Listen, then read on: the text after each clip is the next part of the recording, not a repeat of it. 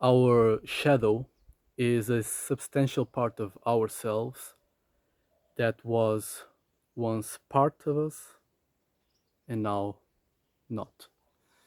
It's an unmet part of ourselves. And the shadow is not even a real thing. Just like a the shadow over there, it's not real, it's just the absence of light. So in a similar way, our shadow is more of a process than a real thing. Contrary to a common understanding of shadow, it's not a evil or a dark part, dark masculine, dark feminine, dark thing, evil thing that we must accept and come to terms with, accept as part of ourselves. No, it's simply a process of our psyche to re-establish balance, to re-establish wholeness again. And that process, which we could say it's a life cycle of that shadow, has 5 stages to it. And we are going to go over them right now. Stage number 1, the shadow creation. Its creation begins as a consequence of some kind of neglect, trauma, conditioning, condemnation, or sometimes simply an absence of a fundamental support. But usually those are the usual suspects. Those kind of events make a portion of ourself undesirable or uncomfortable to deal with. We then therefore push aside that part of ourselves into outside the radius of our awareness, so outside of its light, therefore in the shadow. Now the shadow, or the substantial part of ourselves, it's still there, it didn't die, it still exists, it's still operating, influencing us. It's simply outside of our conscious awareness. It's in the shadow. This is the stage number 1, how it's created. Stage number 2, since now we have a substantial part of ourselves disconnected from our awareness, our psyche is going to attempt to create a balance, to restore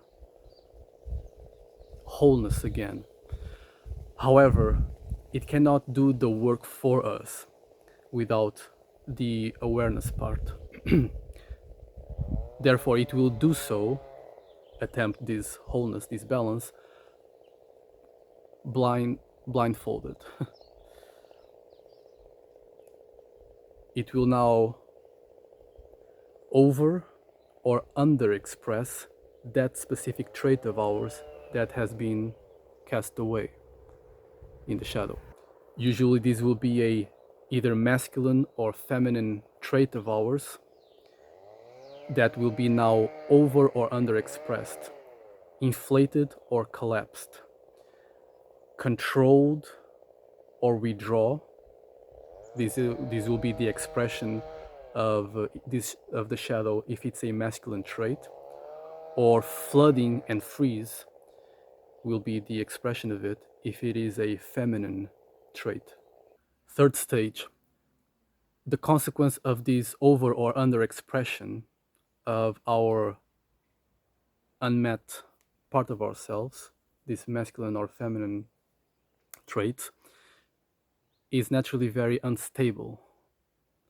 If you have something that is intrinsically yours, part of who you are, that is now being distorted, in other words, being inflated, overexpressed, it could be containment in the masculine side, or reception in the feminine side, whatever it may be. If it is now being inflated, overexpressed, or completely absent, that will naturally cause problems in your life. It is crisis provoking. And this is the third stage of the life cycle of the shadow: crisis.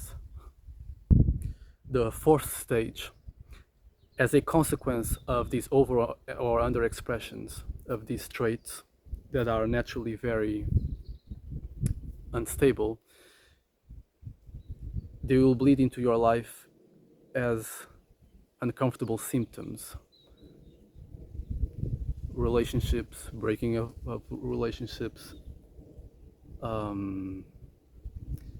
the way that you feel, depressions, physical symptoms, illnesses. It can manifest in different ways. And from there, you will hopefully recognize something's off, and